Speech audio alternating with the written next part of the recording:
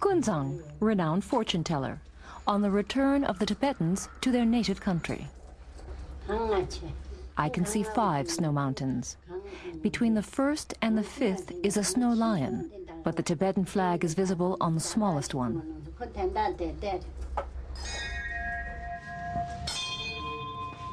A difficult prophecy for a quick return to their native country. 100,000 Tibetans have lived in India for almost 40 years. They have achieved a modest living standard.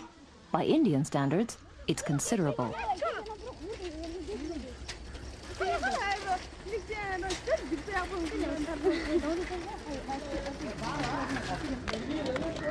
The Ganden Monastery, one of the 3 oldest and most important universities of Tibetan Buddhism. Impressions of a monastic university.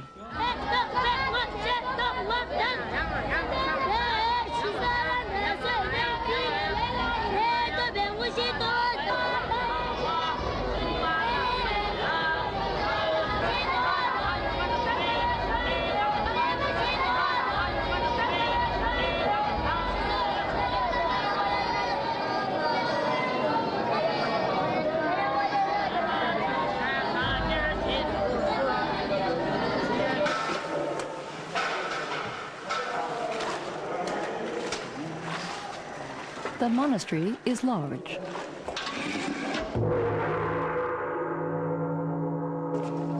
Over 1,000 monks live in the Ganden Chartse section.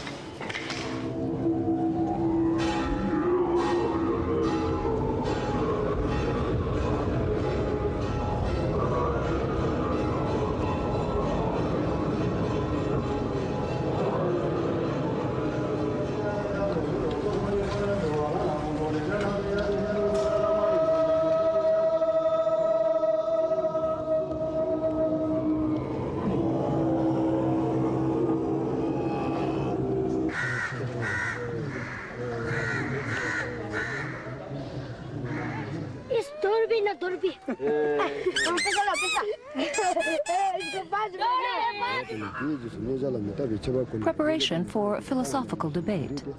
Only a few monasteries practice this as thoroughly. View of a very special school.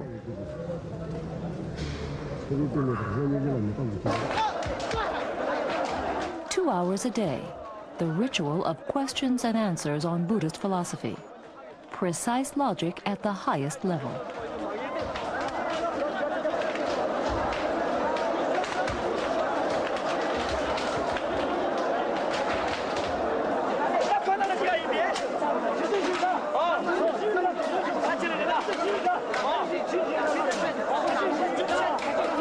These are the 3 elements of perfect reasoning.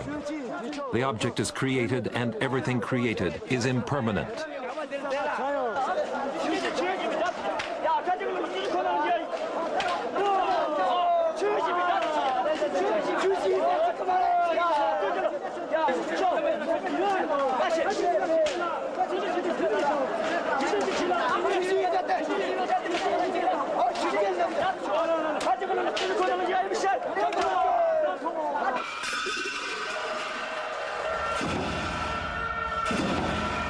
These monks are desperate because of a conflict with the Dalai Lama.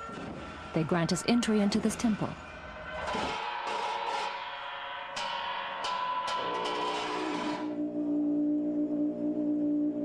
At the center of the conflict, the protector deity, Dorje Shugden. A very popular deity, mainly called upon to increase the power of meditation. It's the patron deity for whole regions of Tibet. It has been worshipped for centuries. Nothing would be more devastating to the monks than having to break the tradition. But this is precisely what the Dalai Lama has been vehemently demanding for 2 years. He keeps proclaiming that worshipping Dorje Shugden harms the cause of Tibet and that it endangers his own life. Neither of these points can be comprehended by the monks who are well trained in logic.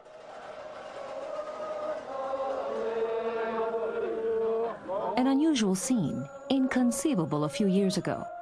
Monks demonstrate against the government of the Dalai Lama.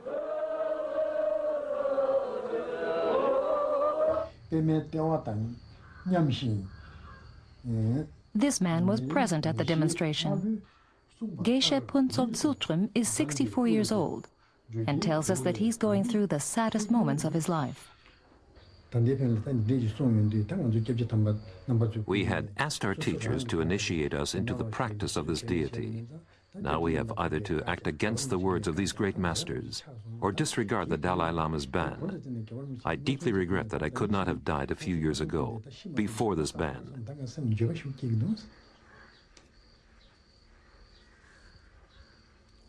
Geshe Lobsang Donden, 72 years old.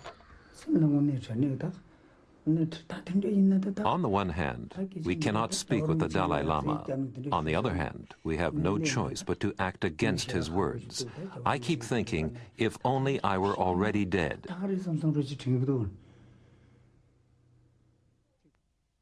For centuries, Dorje Shugden has been revered by the greatest and most important Buddhist masters, many of whom are the most renowned masters of Tibetan history.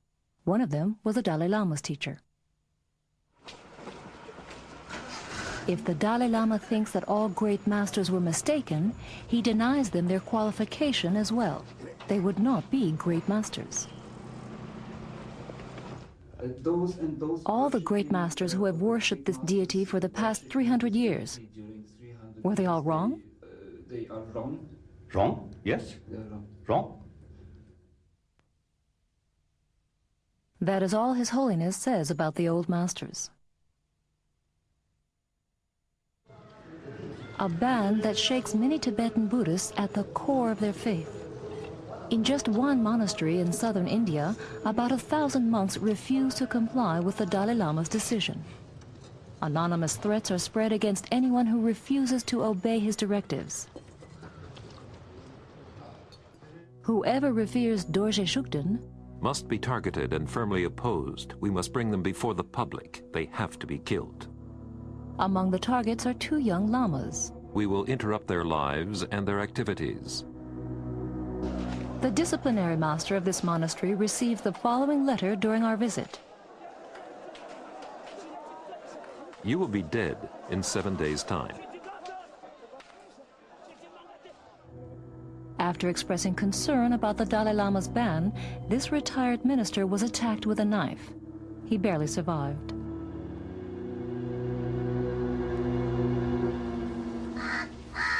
Many of the 100,000 exiled Tibetans living in India today used to worship Dorje Shugden, the deity which has now been banned. The family of sculptor Lobsang Tsultrim owns 2 cows and a small field in the southern Indian settlement. They are the only ones who still revere this deity here. 2 years ago, there were 33 such families. Social pressure is extremely high within the Tibetan communities. Any contradiction of the Dalai Lama is frowned upon. 3 times a day I have to go and check on my wife when she's outside grazing the cows to make sure that nobody has harmed her. We have no friends anymore.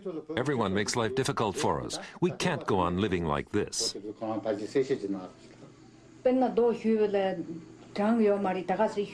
How many times have they thrown stones against our house? A little child sleeps inside. I don't care if they kill us parents, but I'm afraid they will harm our child.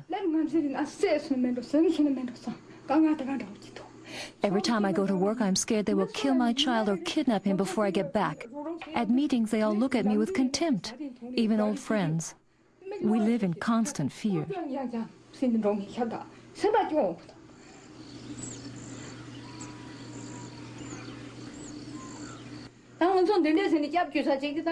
We trusted the Dalai Lama. If he does something like this, how far have things gone?